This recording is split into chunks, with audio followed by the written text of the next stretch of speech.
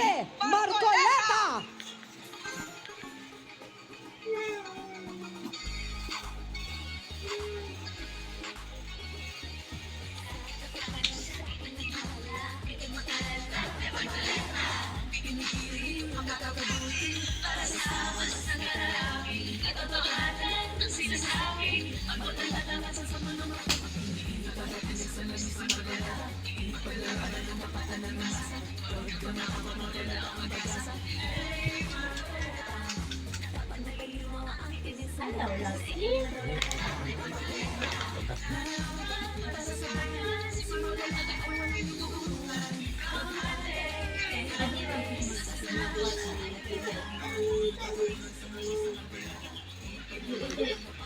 Daot ang ice.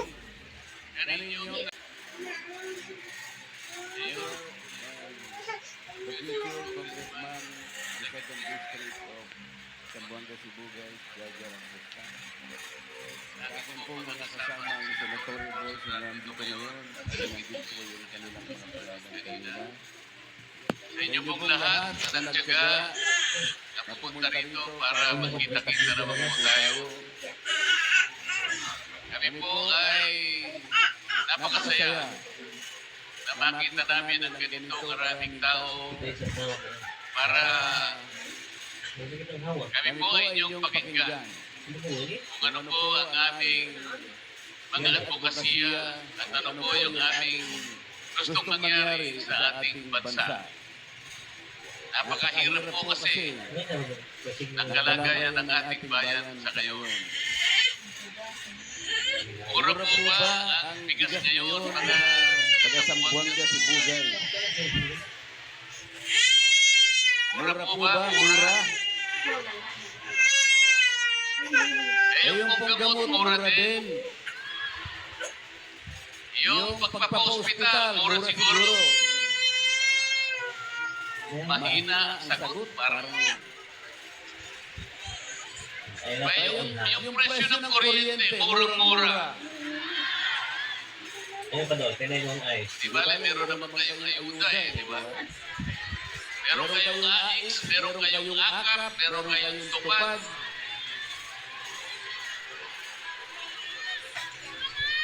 Wala. Kawawa naman kayo. Kasi po, yung mga sa ayuda na yan, 5 klase po yan. Yung original, yun po yung 4-piece. Pagkatapos yung MAIP, ito po yung mga guarantee letters pampagamot sa mga mahirap. Pagkatapos na-invento nila yung tupad, na-invento yung AIX, at yung bagong invento yung AKAP. Sabunsyan po. Kapag sinuma mo po yung total ng 5 ayuda na binibigay sa ating mga kababayan, ang halaga po niyan ay 194 billion pesos. Ang dapat po na napagsisilbihan na bilang ng mga Pilipinong mahihirap hindi bababa sa 27 million Filipinos. Ang problema, hindi naman po lahat nabibigyan. Siguro po, sa tansya namin, wala pang 10% ng 27 million Filipinos ang nabibigyan. Ibig sabihin, may korupsyon. Pagkatapos yung pong halaga na binibigay, kinukulang, hindi naman binibigay lahat. Halimbawa, yung AIX po, 3,000 yan. Papipirmahin kayo sa isang papel na tinanggap ninyo ay 3,000 pesos, pero pag binigay, kung minsan 2,000 lang, merong 1,000. Sa iba pong mga lugar sa ating bansa, 500 pesos lang ang binibigay.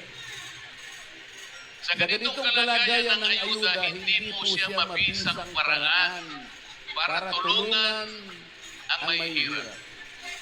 Ibibigay sa inyo isang araw lang kayo na maligaya, masaya.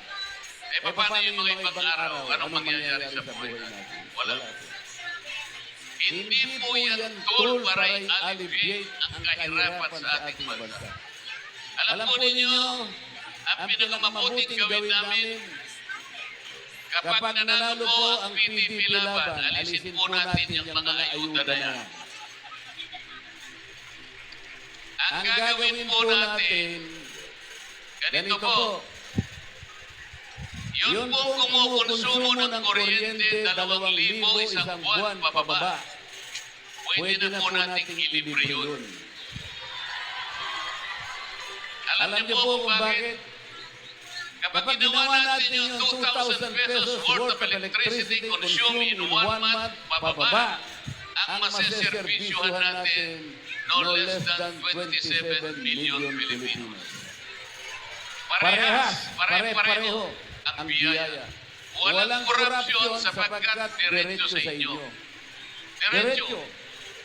Walang makakapagpasikat kasi wala nang magbibigay sa inyo. Kasi ngayon, nagbibigay na nagbibigay. Akala mo naman ang galing sa bulsa nila yung pera binibigay sa inyo.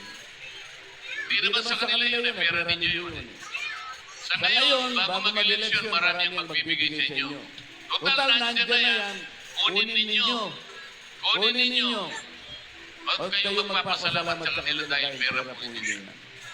Pagkabigay sa inyo, tingnan nyo sila sa mga mata nila. Bakit ito lang po nasa point interest ang tagal na po ninyo? Ang tagal na po ngayon nyo lang binibigay. Dapat ganun po ang inyong gawin. Huwag po kayong masisilaw. Huwag po kayong palilin lang. Kasi baka sakali, magkamali kayo, pagka tinanggap nyo yun, akala nabili ang boto nyo. Hindi po, sa inyo po yung pera nyo. Napakahirap po ng ating buhay ngayon. Ang presyo ng bilihin ngayon, napakataas na. Lalo na po yung pagkain. Tignan nyo po yung nag-survey last month. Ang sabi po sa survey, 27% ng ating mamamayan ay nakaka-experience ng gutom. 27%. Napakataas po niyan. Sa bilang po natin na 119 million Filipinos today, ang 1% lang na nakakaramdam ng gutom, mahirap na po yun. Mataas na yun. Pero 27%. Bakit po ganito ang nangyayari? Sapagkat ang korupsyon sa ating bansa masyadong mataas na.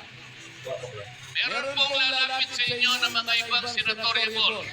Hindi namin sila kasama. Ang mga kasama ko po ay itong nandito sa likod ko. Pero merong isang team na lalapit sa inyo. Anong pangalan po ng team? Ano po? Anong pangalan ng team nila? Bahala po kayo kung anong pangalan nila. Ang importante po, sila, hindi nila paliliwanag sa inyo ito kung bakit ganito ang nararamdaman natin. Bakit ganito kahirap ang ating bansa. Wala isa man sa kanila ang magpapaliwanag sa inyo kung bakit nagkaganito ang buhay natin. At yung team na yun, gusto nila matanggal ang Vice President. Gusto nyo ba matanggal ang Vice President? Pero tatanggalin nila kapag sila po ay mas maraming nakuhang boto kesa sa amin. Tandaan po ninyo yung sasabihin namin sa gabi ito. Talagang tatanggalin nila ang Vice President. Isa lang paraan para mapigilan natin ang kanilang binabalak.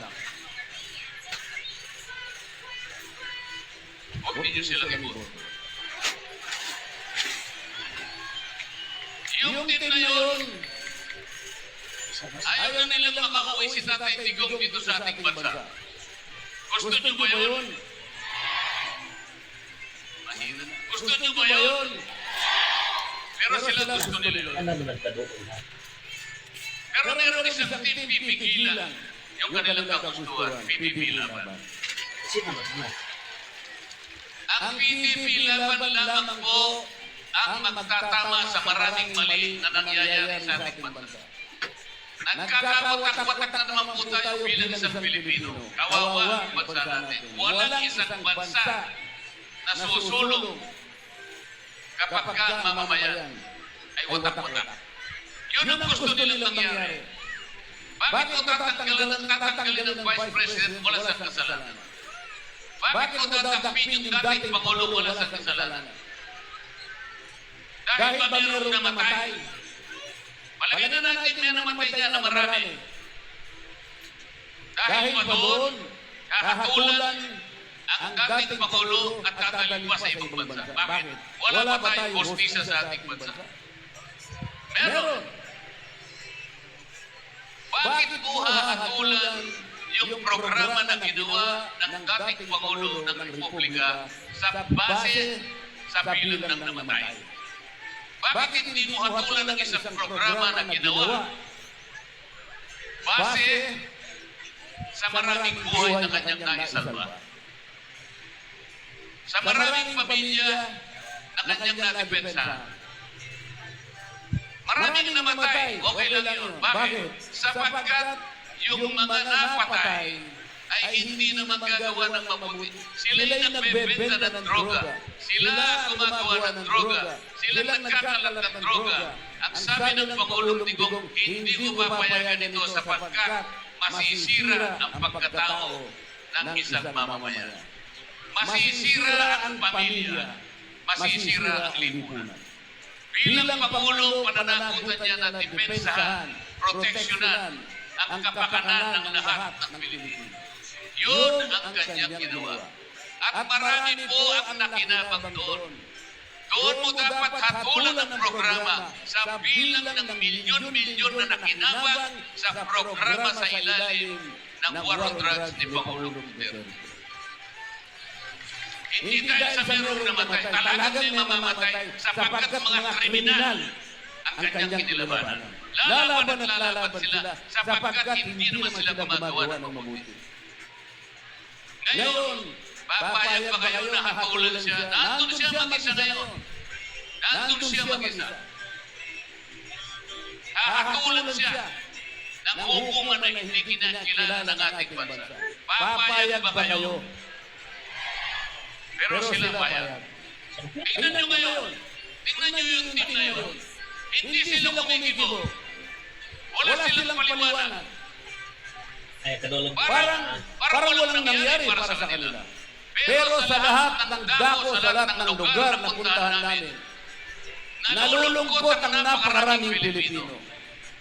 Merong galit sa dibdib sa nangyari sa kapwa Pilipino na naging dating Pangulo ng ating bansa. Bakit po yung ibang mga inisyuan ng warrant of arrest? Mga leader ng ibang bansa, nauna pang inisyuan ng warrant of arrest ng ICC. Bakit hindi na-aresto? Nauna pa yung mga yun kesa kay Pangulong Duterte. Bakit sila po ay hindi na-aresto? Dahil walang isamang mamamayan ng mga bansa nila ang nagkanulo sa kanilang leader. Dito lamang nangyari, kadugo, kapwa Pilipino, naging Pangulo ng bansa, walang kasalanan, ipinagkanulo ng sariling kadugo. Dito lamang nangyari. Papayagan nyo ba yan? Talagang hindi natin papayagan. Hindi po natin papayagan. Kailangan lamang po tulungan ninyo PDP Laban. PDP Laban ang gagawa lang ng paraan para po pigilan ang lahat ng kanilang binabalak. Hindi po pwedeng matanggal ang Vice President dahil wala siyang kasalanan. Hindi pwedeng hindi umuwi ang ating Pangulo dito sa bansang ito dahil wala siyang kasalanan. Sino po ang gagawa nito? PDP Laban. Nagkakaintindihan po ba tayo? Sa gabing ito, gagawa tayo ng isang kontrata sa pagitan ninyo at ng PDP Laban. Okay lang po ba yun? Kailangan igalang po natin ang ating kasunduan. Kasunduan para sa ating bansa. Para sa katatama ng maraming mali. Para maitama natin ang lahat ng ginawa nila na hindi makakabuti sa ating mamamayan. Ito po ang ating magiging tratag sa gabi ito. Hindi ko po pinagsisihan ang pagpunta ko ngayong gabi. Napakalayo po ng Zamboanga, Sibugay. Ang sabi ng aking isang advisor, Sir, kailangan mo pong pumunta sa Zamboanga, Sibugay, napakalayo niya. Dito lamang sa mga probinsya sa Luzon. Milyon-milyon po ang mga butante dito sa Zamboanga, Sibugay. Kunti lang. Ano po ang sabi ko? Kahit 10 lang ang makita ko sa Zamboanga, Sibugay, pupunta pa rin ako. Ang PDP laban po kasi, kailangan makausap ang lahat ng Pilipino. Ang PDP laban merong isang salita. Parang sa Pungero. Alam mo niyo sa Pungero? Huwag po niyo ipagkakamali, makakala niyo pinupropose ko yung sabong. Hindi po. Bawal po sa akin ang sabong at di ako marunong magsabong. Pero yung sabongero, meron pong isang ugali. Merong isang katangian na dapat sana yun ang mataglay ng isang maglilingkod sa isang bayan, sa isang bansa. Ano po yung katangian na yun?